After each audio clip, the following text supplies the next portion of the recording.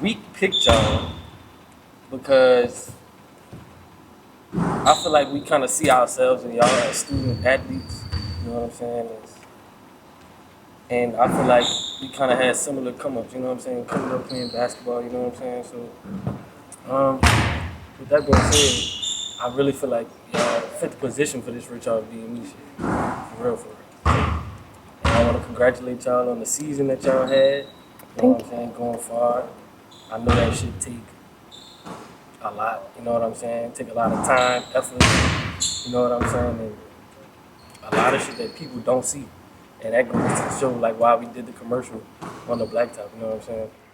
So do y'all feel like Xavier has opened y'all up and accepted y'all like a home?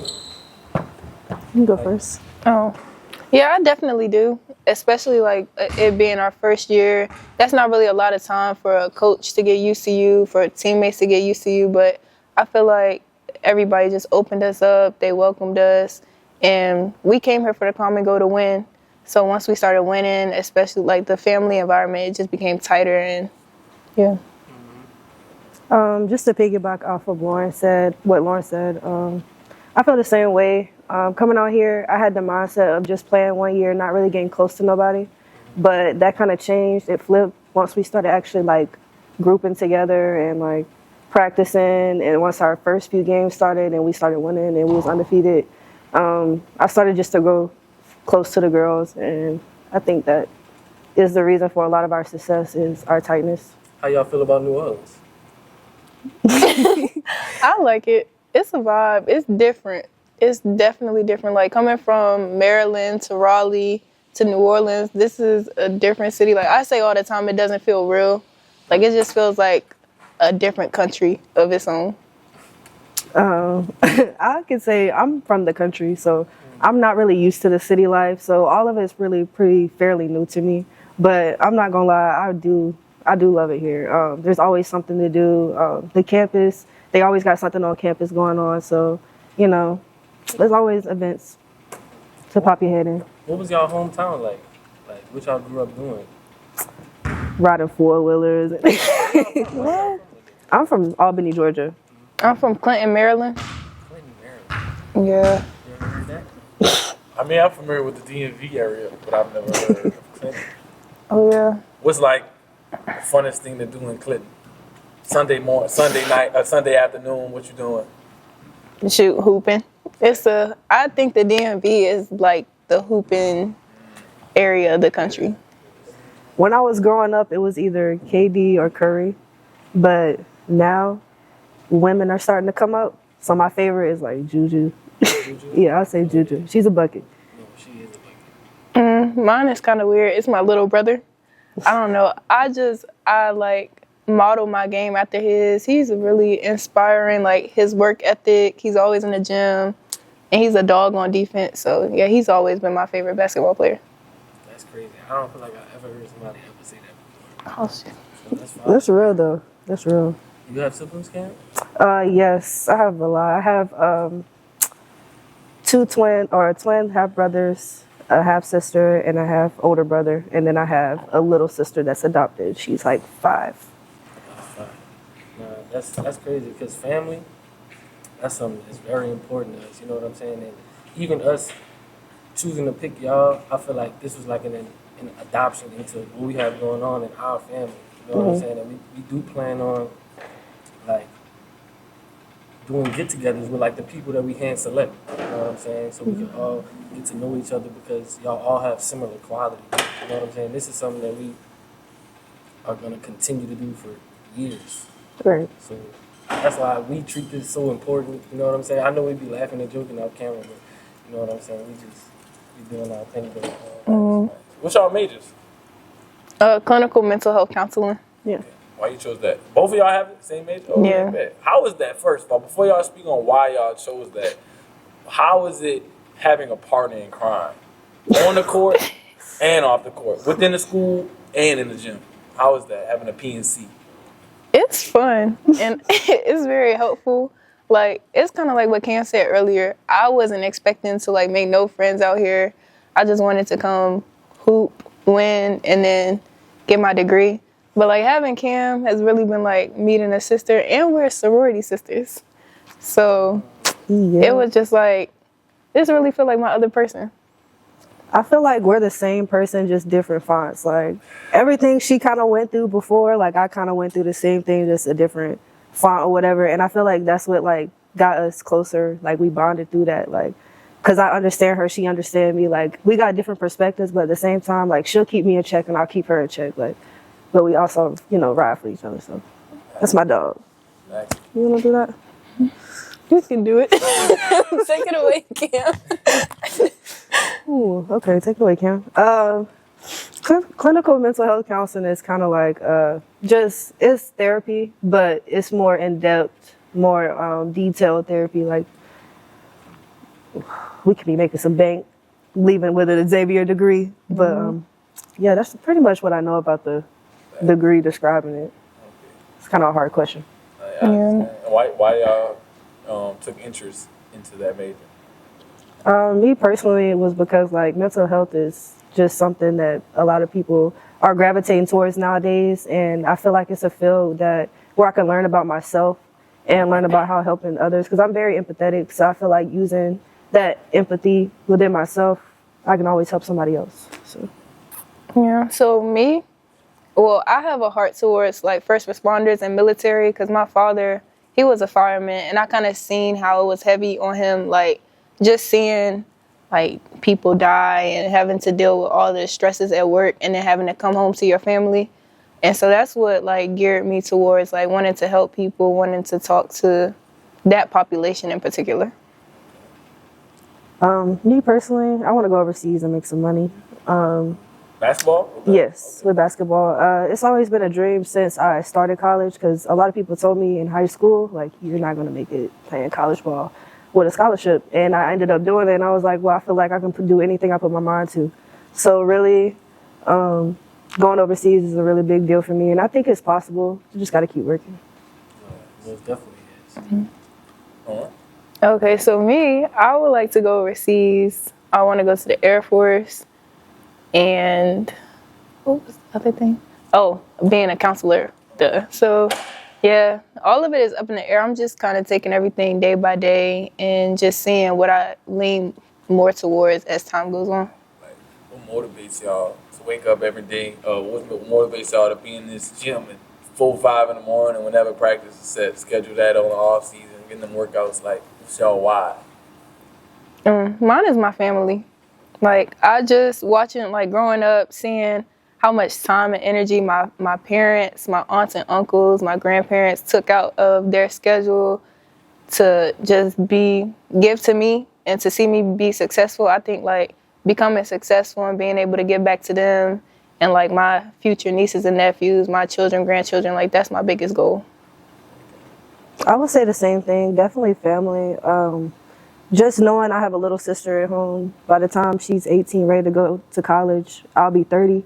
So I just want to be that inspiration for her, especially because, you know, like, I'm missing her core years being in college, or being overseas. I would be missing her core years growing up. So I just want to be able to be there for her and give back to her as well. She's my main priority. So now that we I know when we reached out to y'all, I don't know if y'all ever heard the phrase "rich off being me," or if that was your first time or whatever. But I know y'all have had some time to sit with it, and now we've been putting out content and all that. So I want to ask, what does "rich off being me" mean to you guys? To me, when I hear rich off being me, I see like rich off of being myself, like, you know, building off of what I built. Like, you know, the mindset, you know, working hard, always giving your all. Like, I'm going to be rich off of my content. I'm going to be rich off of what I do, what I put my hard work into. So, you know, hard work never goes unnoticed. So that's what it means to me, I guess.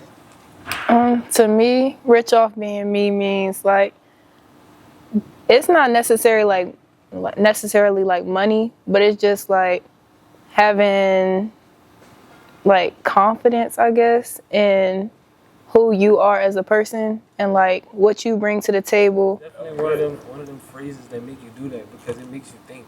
Like, it's something that is gonna constantly grow with y'all. You know what I'm saying? Evolve. really growth within yourself. Like that's all it's about, and that's what we're trying to put a spotlight on is self growth and self love, and for people to look into themselves. You know what I'm saying? Rich of being me doesn't have anything to do with money. It's all about yourself and growth and just trying to be a better version of yourself Every day. every day. Every day. Me versus me. And y'all put that fuel into what y'all do, which is basketball or whatever y'all want to do. You know what I'm saying? And just like you said, you can do anything you put your mind to.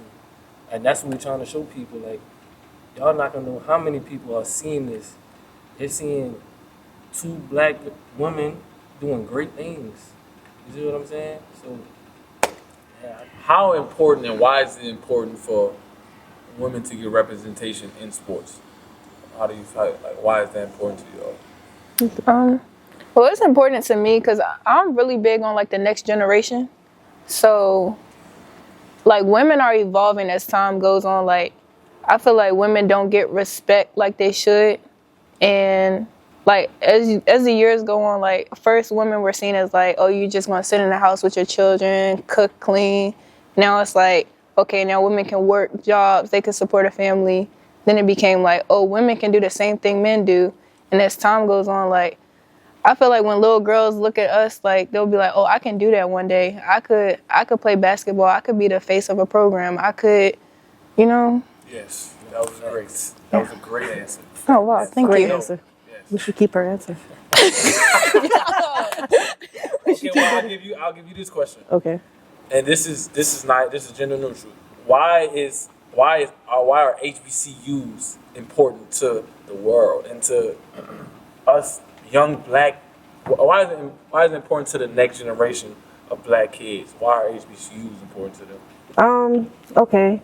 That was a good question for me. I grew up in a Caucasian household, so I wasn't really exposed to like black culture. And my first college was HBCU. I've only been to HBCUs, and I just feel like being around people that are like me made me feel more comfortable with being myself, and just being around your own is a different feeling. Like I couldn't imagine going to a PWI and how that would feel, like just being around people that don't see me or view life the way I view life. And just being around that, you build real genuine connections. Okay. How was this season for you all, and like how do you all feel you grew as people and as basketball players? This season was tough for me. I would definitely say it was one of the hardest seasons I've had to play in my college career, just because of things that went on out like off the court. And I feel like game days, that was a way to like just clear my mind like from what was going on in the world. And like Cam said earlier, like I really met people on this team that I could say are sisters, like that got my back for life. I got their back for life. And yeah, I think, did that answer the question? Okay. Could you repeat the question? I got lost in your answer. Yeah, I think How did you grow as a basketball player and as a person throughout this season? I feel like this team really gave me the confidence that I never knew I had. I never averaged 15 a game before I came here, so just like having that support, always telling me, Cam, shoot the ball, you good, like you came here to shoot the ball. Like just having that in the back of my ear, like that helped me grow as a player, to grow my confidence and stuff. And also, like she said, just building friendships throughout the year did help with like the pressure of being in graduate school, because that is pretty hard, like being a student and trying to hoop, like, and you starting every game, like it's really hard. And I just feel like the connections that we made it a lot easier. I would probably say everything's going to be all right. And I say that because looking back at my freshman self, I would stress about things like so hard, like stress about my performance, like to the point where it would take me out my game. Like just, I feel like as the years went on and I got to this point, like game day became, like I said earlier, like peaceful. But my freshman self, I was anxious, I was nervous because I was starting as a freshman as well. So it was more so like, okay, Lauren, don't mess up. But now it became like, you got this. So like, just don't worry about anything. I think mine would be control the controllables, like control what you can control. When I was a freshman, I used to like take everything to heart. Like say I mess up and it wasn't really my fault, I'll take it as it was my fault, and I'll just be like extra critical on myself. And I feel like now I've gotten older, and now I just control what I can control. Like if it's nothing I can control, then I just step back and let God. So I feel like that's something I would tell my younger self. I would say the message is be authentic, be yourself. Whatever you got your mindset to, it's yours. The sky's the limit. Yeah, just be rich off being me. No, for real. I would say invest in you. So your energy, don't put your energy in other people, things that don't matter. Like just put your energy into yourself, because when you put your energy into yourself, you'll be able to pour into others. That's a good one.